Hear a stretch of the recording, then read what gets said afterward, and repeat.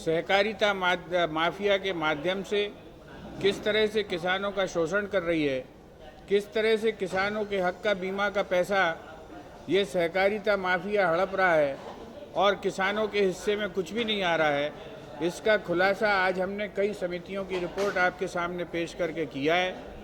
ऐसे कई किसान, शिवनारायण जी जैसे, जिनका दमदम सोसाइटी में शोषण किया गया है, ऐसी सैकड़ों हजारों सोसाइटियों के माध्यम से ये शोषण किया जा रहा है।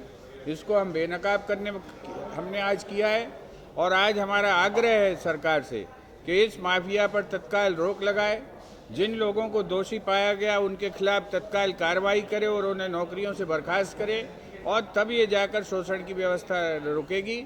अन्यथा किसानों के नाम पर लूटखोरी इस माफिया के द्वारा चलती रहेगी और किसान जो है निरंतर आत्महत्या के लिए मजबूर होते रहेंगे। धन्यवाद। ये हमारी बात है, इसको किसान के हितों में सोचकर अगर प्रशासन कोई कार्रवाई नहीं करता है और ये सरकार कार्रवाई नहीं करती है तो कांग्रेस पार्टी दूसरे रास्ते इख्तियार करेगी। इनकी आवाज़ लेकर जो है जन आंदोलन की भी जो शुरुआत की जा सकती है, ये हम आज आपसे और आपके माध्यम से प्रदेश की बहरी सरकार को कहना चाहते हैं। मध्य प्रदेश के अंदर शासकीय मंडियां मॉडल 1 के विरोध के अंदर बंद है, कर्मचारी हड़ताल के ऊपर है।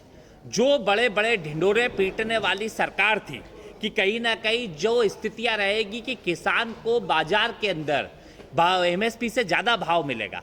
आज किसान की सोयाबीन जिसका एमएसपी है 3860 रुपये, वो 1500 से 2500, ज़्यादा से ज़्यादा 3000 तक बिक रहा है। जो मक्का है वो जिसका 1860 रुपये है वो 700 रुपये के आसपास बिक रहा है। तो सवाल ये है कि शिवराज जी और इनकी सरकार में बैठे प्रदेश के मुखिया की सरकार में कि वो प्राइवेट प्लेयर्स कहाँ हैं जो मंडियों से खरीदी, जो डायरेक्ट किसानों से खरीदी करने वाले थे। इस प्रदेश के कृषि मंत्री कहाँ गायब है जो बड़ी बड़ी बातें करके गए थे।